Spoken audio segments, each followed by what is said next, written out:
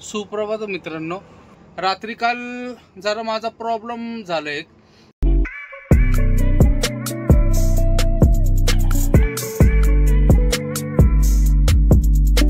सुप्रभात मित्रांनो, आजच्या नवीन ब्लॉग मध्ये तुम्हा सर्वांचं स्वागत. सकाळचे 6:30 वाजलेत. आलोय आता मी एक विजापूर. मला एक 50 किलोमीटर राहिले. आता झोप यायला लागली तर झोपतो मित्रांनो, कारण की रात्री काल जरा माझा प्रॉब्लेम झाला एक. 10 वाजता मी आजमपुराच्या पुढं एक टोल नाका आहे तिथं थांबलो होतो जेवणासाठी. ते समोरच्या पार्टीने मला जेवण वगैरे पार्सल करून दिलं होतं. तर ज्याच्याकडे आपण गाडी भरली त्यांनी जेवण वगैरे मला पार्सल वगैरे सगळं करून दिलं होतं. आजमपुराच्या पुढच्या टोल नाक्यावर जेवणासाठी थांबलो. 2-3च घास खाल्ले असतील जास्तीत जास्त, आणि अचानकच माझ्या पोटात दुखायला लागलं. पोटात म्हणजे एवढं बेकार दुखायला लागलं की मला सुधराच काय. आणि जरा पुढं आलो, जेवलो नाही. मग ते राहिलेलं जेवण कुत्र्यांना तिथं बाजूला टाकून दिलं आणि त्याच्यानंतर पुढं निघालो तर मला थंडी भरून यायला लागली. थंडी अचानकच वाजायला लागली. फार दाढ खिडक्या सगळे पॅक करून मला गाडी चालवायला लागली. मग चलगिरीच्या अलीकडे एक 5 किलोमीटरवर गाव आहे. तिथून मी गोळ्या वगैरे घेतल्या. डोलो घेतली, मॅप्टल प्लस घेतली, अजून एक काहीतरी मिसेसनी सांगितली होती गोळीचं नाव, ते एक घेतली. 3 गोळ्या घेतल्या आणि नंतर मग गोळ्या वगैरे खाल्ल्यानंतर मला चित्रदुर्गला येऊपर्यंत त्रास झाला भरपूर. आणि म्हणजे मी फार अंगावरचं वगैरे सगळं पॅक करून गाडी चालवत होते, एवढी मला थंडी वाजत होती. चित्रदुर्गचा पहिला टोल नाका चित्रदुर्ग आणि होस्पेटचा पहिला टोल नाका आल्यानंतर मी जरा हे केलं, चहा पिण्यासाठी थांबलो आणि थंडी पण वाजायची कमी झाली. पोटातलं दुखायचं पण थांबलं, पण थंडी जरा वाजत होती. मग चहा प्यावं म्हटलो, चहा वगैरे पिला. त्याच्यानंतर एकदमच असं फ्रेश झालो का नाही अचानक, जसं काय मला काही झालंच नव्हतं. असं एकदमच फ्रेश झालो. मग मला थांबायचं होतं. टोल नाका पास करून पहिला ढाबा जो येणार होता तिथंच थांबणार होतो, झोपणार होतो. पण एकदम फ्रेश झाल्यामुळं मग मी आता सकाळी इथपर्यंत आलोय. पण आता झोप येते, कारण की तर झोपतो मित्रांनो. आता उठवू आता 10-11 वाजता वगैरे फार, आणि त्याच्यानंतर चालूयात. बघू आता काय कितपर्यंत जायचं वगैरे. पोचू आपण पाटे उद्या सकाळी काय झालं तरी. पण आता झोपूयात मित्रांनो थोडा वेळ तरी. मित्रांनो, सकाळचे 11 वाजलेत. उठलोय आता, आवरून वगैरे फ्रेश झालोय, तोंड हातपाय वगैरे धुतले. आता जेवण करण्यासाठी आलोय. भूक लागली, काल रात्री जेवलो नव्हतं. भूक लागली म्हणजे असे एवढं नाही, असं मळमळते जरा. बघूयात एक रोटी वगैरे खाऊन बघूयात, गेली तर ठीक आहे, नाही तर काहीतरी पुढं दुसरं काहीतरी फ्रूट वगैरे घेऊयात आणि शक्यतो तेच खाऊयात. आता शेव भाजी वगैरे सांगितले, हॉटेलमध्ये बसलेलो आहे.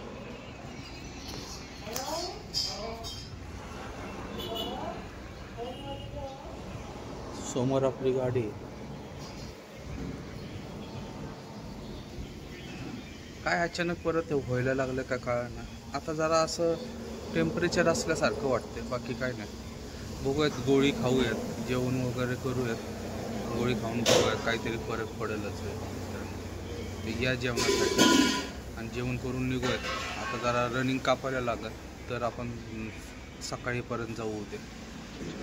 मित्रांनो, जेवून घेऊयात आता. मित्रांनो, दुपारचा 1 वाजलाय. विजापूरला आलोय आता. ATM मध्ये गेलतो, कुंदन शेट्टी पैसे वगैरे टाकले, पैसे वगैरे काढून आणले. आता निघते परत. जरा बरं वाटायला लागलं, घाम यायला लागला. गोळ्या घेतल्या, परत डोलो येते, त्याच्यामुळं परत आता फार घाम यायला लागला. काल सारखंच व्हायला लागलं. हे बघा,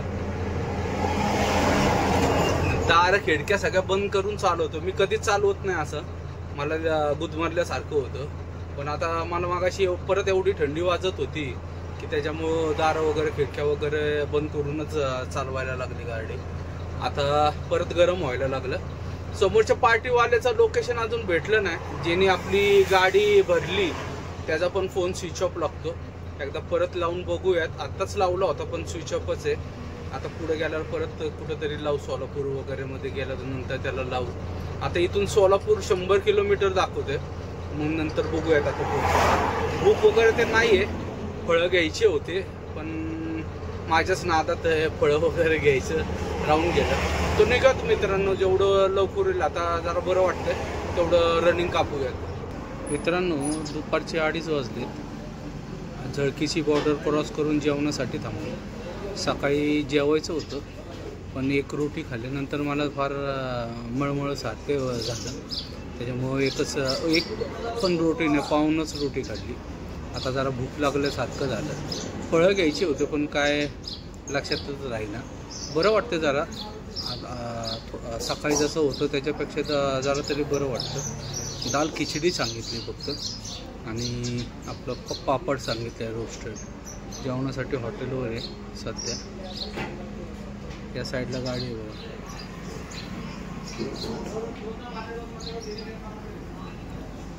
लोकेशन वगैरे भेटले त्या समोरच्या पार्टीचा, चिखलीतच आहे. बघू आता किती वाजतात वगैरे काय. तब्येतनी साथ द्यायला पाहिजे, नाही तर परत काहीतरी झालं की डोक्याला ताप. शक्यतो तरी जेवढं रनिंग कापता येईल तेवढं रनिंग कापूयात मित्रांनो. जेवण करूयात. अजून ऑर्डर दिलेली आहे, आता येईलच ऑर्डर. जेवण करून निघूयात मित्रांनो. दुपारचे 3 वाजलेत. महाराष्ट्राच्या बॉर्डरवर आलो आहे. आता काट्यासाठी लाईन लागली बघा. या साईडला पण गाड्या आहेत. 50 गाड्या असतील. कर्नाटकच्या बॉर्डरवर 500 रुपये एंट्री घेतली. आता हिथं 500 आणि काट्याचे पैसे डायरेक्ट फास्टॅगमधून कट होतात वाटतं. आहे सगळं लुटालुटी घेण्यानं देण्याचं. गाडी आपली ओव्हरलोड नाही, काय नाही.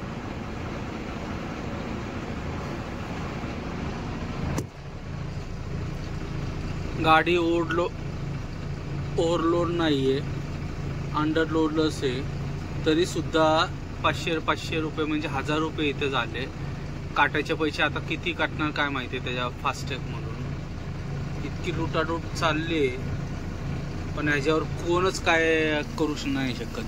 हे देणंच आहे काही झालं तरी. परत हे दिल्यानंतर पण रस्त्यावरचे RTO असतात. काल मला हॉस्पिटलला 3 RTO लागले पण मी एका पण RTOला थांबलो नाही, डायरेक्ट निघून आलोय. एक तर तब्येत ठीक नव्हती, त्यात परत 200-400 रस्त्याला पण द्या. एका पण RTOला थांबलो नाही, डायरेक्ट निघून आलो. मागं वगैरे कोण ना आलं नाही. आता बघू इथे किती वेळ जातो. अर्धा पाऊण तास जाईल माझा असा अंदाज आहे.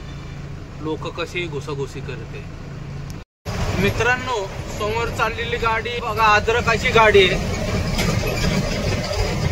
माग बघा त्यांनी ताडपत्रीवर सगळी अद्रकची माळ लावलेली. खतरनाक पळवतात हे लोक. स्पीड खतरनाक असतो. टायमिंगचा डिलिव्हरी असते त्यांची. माग बघा इथं दिसतंय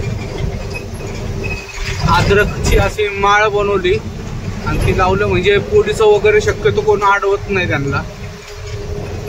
टायमिंग डिलिव्हरी बघा कसा पळवतोय गाडी.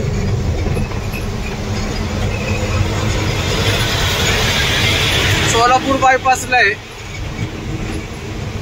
सोलापूरला पोचले. आता तुळजापूरवरून उस्मानाबादवरून बीड, गेवराई, अंबड, जालना, देऊळगाव राजा आणि चिखली. तुळजापूरला आलोय मित्रांनो. आता वरती तुळजापूर दिसतंय बघा.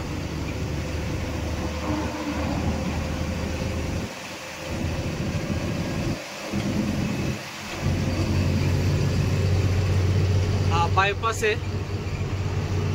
बीड, धुळे, छत्रपती संभाजीनगर अजून आपल्याला 347 किलोमीटर दाखवत होतो मागच्या टोल नाक्यावर चेक केलं तेव्हा. आता जास्तीत जास्त 340 असेल माझ्या मते. रात्र होईल, उशीर होईल आपल्याला पोहोचायला. साधारण 2-3 तरी वाजतील माझा असा अंदाज आहे. जाऊया त्याला थांबत थांबत थांबत थांबत मध्ये आधी 1-2 तास झोप काढूया. तरी सकाळी सकाळी गाडी जाते आरामशी. बघू आता तब्येतीच्या ह्याच्यावर आहे. आता तरी व्यवस्थित आहे सगळं गणित.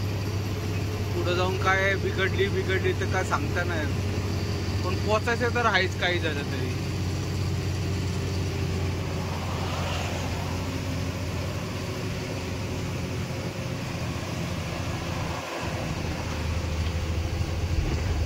खूप वर्षानंतर आलो या रोडनी. मित्रांनो, सकाळचे 8:30 वाजलेत. आज दुसरा दिवस आहे. चिखली इथं पोचलो मित्रांनो. रात्री 2:30 वाजले मला इथं पोचायला. फार उशीर झाला आणि फार बेकार हालत झाली. काल रात्री पण मित्रांनो मला फार त्रास झाला. थंडी वाजून वगैरे आली. मग एक गावात लोकल दवाखान्यात दाखवलं. त्यांनी 2 इंजेक्शन दिल्या, गोळ्या वगैरे दिल्या. पण इंजेक्शन दिल्यानंतर 15-20 मिनिटात मला चांगलाच घाम वगैरे फुटायला लागला आणि फ्रेश झालो. परत रात्री गोळ्यांचा डोस घेतला. त्याच्यानंतर एकदम बरं वाटतंय. आता अंग वगैरे काहीच दुखत नाही. सगळंच आहे. डॉक्टरांनी सांगितलं पहिले गोळ्यांचा डोस वगैरे सगळा पूर्ण करा म्हटले. त्याच्यानंतरच तुम्हाला हे सांगितलं. काय ना व्हायरल इन्फेक्शन आहे म्हणून सांगितलं. पुण्यात गेल्यानंतर म्हटलं ब्लड वगैरे एकदा फक्त चेक करून घ्या. तर अशा प्रकारे पण तरीसुद्धा गाडी चालवत आणली. तसं बरं वाटलं इंजेक्शन वगैरे घेतल्यानंतर. तर त्याच्यामुळंच गाडी आली इथपर्यंत. नाही तर काल येणं शक्यच नव्हतं. आणि नशिबाने तेवढा रात्री एखादा छोटासा दवाखाना भेटला. गाडी लावली आता पॉईंटवर. पण लेबर वगैरे कोण आलेले नाहीत. आता बघूयात. आता तोंड हातपाय वगैरे धुवूयात. त्यात माझा मोबाईलचा प्रॉब्लेम झाला. मोबाईल चार्जच होईना. काल चार्जिंगला लावला होता. त्या शॉर्ट झाल्यामुळं बहुतेक त्याचा IC वगैरे काहीतरी उडला असेल. बघू आता लोकल इथं कुठंतरी दाखवून येतो. नाहीतर आता एक 5-6% बॅटरी राहिलेली. तर आता मित्रांनो, हा ब्लॉग इथंच समाप्त करतो. व्हिडिओ आवडला असेल तर लाईक, शेअर आणि सबस्क्राईब नक्की करा. जय महाराष्ट्र, जय हिंद.